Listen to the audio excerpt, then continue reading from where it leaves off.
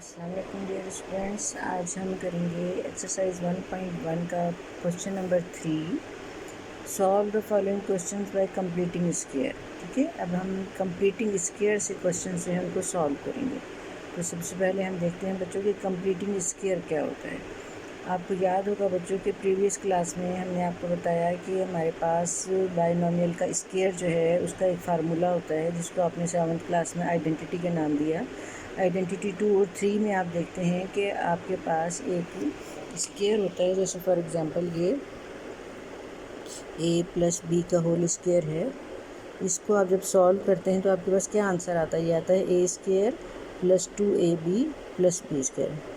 उम्मीद है इससे सब फेमिलियर होंगे। ठीक है, और आपने ये भी सीखा है कि अगर आपको ये दिया हुआ हो तो आपने ये बनाना होता है। ठीक है ना, और अगर आपको ये दिया हुआ हो for example a square plus 2ab plus b square दिया हुआ हो और आपको कहा जाए कि इसका सेकंड पार्ट क्या बनेगा, तो आपको पता होता है कि ये फर्स्ट जो आपके पास टर्म है ये कंप्लीट परफेक्ट स्क्वायर होती है किसी भी नंबर का, यानी ये फर्स्ट टर्म होती है। और आपके पास ये देखिए ये बायनोमियल है ना, 2 टर्म्स हैं, ये फर्स्ट टर्म है और ये सेकंड टर्म है। तो जो भी फर्स्ट टर्म होगी वो परफेक्ट स्क्वायर होगी किसी भी टर्म का, किसी भी नंबर का। ठीक है, या किसी भी वेरिएबल का परफेक्ट स्क्वायर होगी। और यहाँ पर जो ये जो तीन चीज़ें आपको नज़र आ रही हैं, एक ये 2 है, ये फार्मूले का 2 है। उसके बाद ए मीन जो भी फर्स्ट टर्म बायनोमियल में दी होगी वो होगी, और बी मीन जो भी सेकंड टर्म बायनोमियल में दी होगी वो होगी।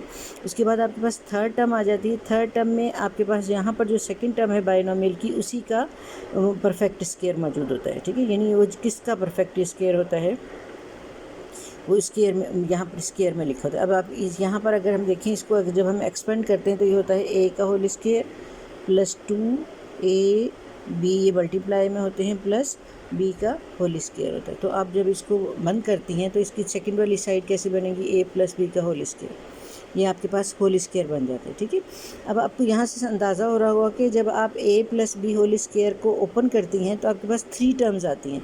अगर मैं इसमें से एक टर्म जो है इसको मैं छुपा लूँ, ये टर्म मैं ना लिखूँ, मैं आपको लिख दूँ a स्क्वायर प्लस 2ab, तो अब आपने इसकी तीसरी टर्म जो है वो फाइंड आउट करनी है। ऐसा क्वेश्चन आपने 9th क्लास में भी किया हुआ है। इसको आप जब थर्ड टर्म आपने फाइंड आउट करनी होती है तो आप क्या करते हैं कि जो मिडल टर्म होती है ना, इसको हमेशा आप मल्टीप्लाई कर देते हैं 1/2 से। 1/2 से जब आप मल्टीप्लाई करेंगे तो आपके पास ये जो है, ये देखें 2 से 2 कट जाएगा, तो आपके पास ये दो चीज़ें जो हैं, ये इसमें से एक चीज़ जो है आपको नज़र आ रही है कि ये जो फर्स्ट टर्म है ना, ये इसका अंडर रूट है, यानी कि इसको फर्स्ट टर्म जिस भी नंबर का परफेक्ट स्क्वायर होगा यहाँ पर वो चीज़ मौजूद होती है।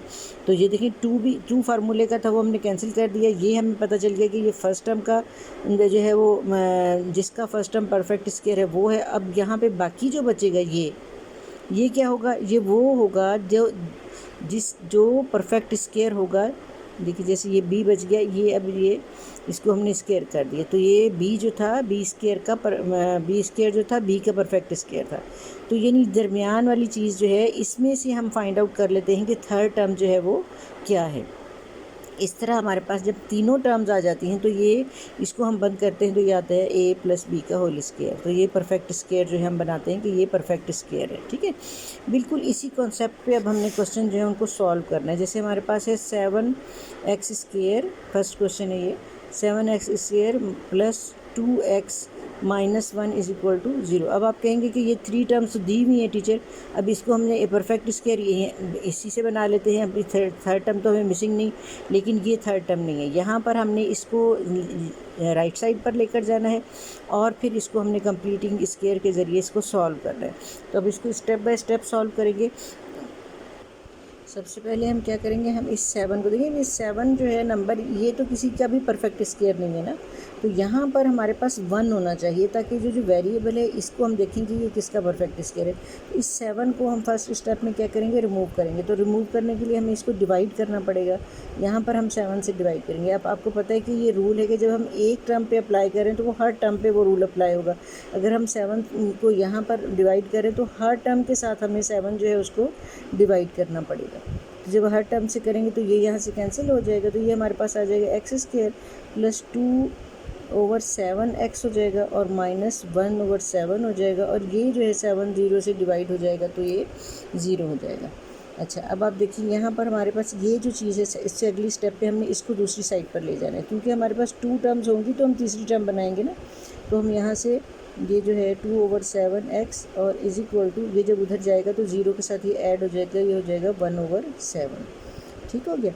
अब हम देखते हैं कि इसमें हमारे पास ये फर्स्ट टर्म देखें, ये परफेक्ट स्क्वायर है किसका, एक्स का, और यहाँ पर ये हमारे पास मिडिल टर्म है, इसमें 2 फार्मूला है और ये हमारे पास एक्स पड़ा हुआ है। मैंने आपको बताया था, हम यहाँ पे रफ वर्क में आपको बताती हूँ मैं सॉल्व करके, कि ये जो हमारे पास 2/7x है ना, ये 2/7x, इसको हम मल्टीप्लाई करवा दें 1/2 के साथ, तो ये 2 से 2 कैंसिल हो जाएगा। ठीक है, अब मेरे पास बचा है 1/7 और x। अब ये x जो है, आपको नज़र आ रहा है कि ये जो x स्क्वायर है, ये परफेक्ट स्क्वायर है किसका, इस x का, ये जो x मेरे पास आया है। ठीक है, यानी कि ये जो x है, ये जो x है यहाँ से आया है हमारे पास। ठीक है, अच्छा जी, ये एक्स स्क्वायर जिसका भी परफेक्ट स्क्वायर होता है वो हमने यहाँ पर लिखना होता है। इसमें 2 फार्मूले के होते हैं। अब बाकी क्या बच गया, अब देखिए 2 तो कट कैंसिल हो गया था ना, वहाँ बाकी बचा था यहाँ पे, बाकी जब हमने कैंसिल करी तो बाकी हमारे पास ये बचा है 1/7x। एक्स इसमें से हमारे पास एम है, यानी कि a + b में से a है, तो b क्या है हमारे पास 1/7 है। तो अगर मैं इसको परफेक्ट स्क्वायर बनाना चाहूँ तो देखिए इसका होल फॉर्म कैसे बनेगी, x का होल स्क्वायर + 2 फार्मूले का, उसके बाद x, और अब बाकी सेकंड जो हमारे पास b है वो क्या है 1/7 है। तो इसी को मैं आगे जो है वो होल स्क्वायर करूँगी 1/7 को। तो इसका मतलब है कि जो यहाँ पर स्क्वायर हो रहा है वही जो है वो आगे भी स्क्वायर होगा, जो इक्वल के दूसरी तरफ। मैंने आपको बताया जो काम एक साइड पे होना है वही काम दूसरी साइड पे भी होना है, तो दोनों साइडों पे आपने 1/7 का होल स्क्वायर कर देना। अब आप देखें यहाँ से लेके यहाँ तक आपके पास ये दोबारा बंद हो जाएगा होल स्क्वायर की फॉर्म में, तो ये क्या बन जाएगा, ये हो जाएगा x + 1/7 का होल स्क्वायर, और इज इक्वल टू उस साइड पे 1/7 है, और प्लस इसको जब मैं होल स्क्वायर करूँगी 1/7 स्क्वायर को, तो 1 को स्क्वायर करेंगे 1 और 7 का हो जाएगा 49। ठीक है, तो अच्छा अब आप देखिए इसको हम सॉल्व करते हैं। तो अभी आपको पता है ये स्क्वायर ख़त्म करना है हमने, यहाँ से स्क्वायर ख़त्म करेंगे तो इसको हम क्या करेंगे, तो इससे पहले हम इसको पहले सॉल्व कर लेते हैं। x + 1/7 whole square is equal to, यहाँ पे आपको पता है 2 फ्रैक्शंस हैं तो एलसीएम आएगा 49, और 7 × 49 और 7 × 7 आ जाएगा, प्लस 49 × 49 और 1 × 1 आ जाएगा। तो हमारे पास यहाँ पर आ जाएगा x + 1/7 का whole square is equal to 8/49। ठीक है, ये आ गया हमारा। अब हमने वैल्यू फाइंड आउट करनी है, हम इसको सॉल्व कर रहे हैं, तो हमने x की वैल्यू निकाली है। अब हमारे पास ये स्क्वायर कैसे ख़त्म होता है, हम अंडर रूट करेंगे तो ये स्क्वायर ख़त्म हो जाएगा, बट हमने दोनों साइडों पे करना है, तो हम लिखेंगे बाय स्क्वायर रूट, ये taking square root on both sides. तो दोनों साइडों पे हम स्क्वायर रूट करेंगे तो 1/7 का होल स्क्वायर हो जाएगा, और इज इक्वल टू 8/49 का होल स्क्वायर हो जाएगा, सॉरी अंडर रूट हो जाएगा, अंडर रूट स्क्वायर रूट कर देंगे। तो ये स्क्वायर रूट जो है जब होगा तो ये बाहर आ जाएगा 1/7, और ये जब अंडर रूट होगा तो ये आप देखिए ये इसके ऊपर भी आ जाएगा 8 और 49 के ऊपर भी आ जाएगा। अब हम यहाँ पर इसका अंडर रूट आपको पता है अंडर रूट निकालने के लिए हम इसकी फैक्टराइजेशन करेंगे, तो ये हमारे पास 2 × 2 × 2 आ जाएगा, और ये आ जाएगा 49 का 7 × 7। ठीक है, तो अब हम यहाँ पर x + 1/7 इज इक्वल टू, ऊपर आ गया 2 × 2 × 2 और यहाँ पर आ गया 7 × 7।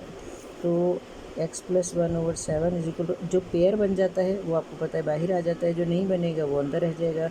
नीचे ये पेयर बन गई है 7 नीचे आ गया, तो ये आपके पास वैल्यू आ गई। जब आपने इसको अंडर रूट को ख़त्म करना है तो आपके पास यहाँ पे प्लस माइनस की साइन आनी है, ये आपको ऑलरेडी पता है। अच्छा, अब हमने x की वैल्यू फाइंड आउट करनी है, तो ये 7 को हम दूसरी साइड पर ले आएंगे, तो ये हो जाएगा x इज इक्वल टू -1/7 हो जाएगा। जब ये प्लस है तो जब इधर आएगा इक्वल की दूसरी तरफ तो ये माइनस हो जाएगा, प्लस माइनस 2√2/7, ये हमारे पास आ गया।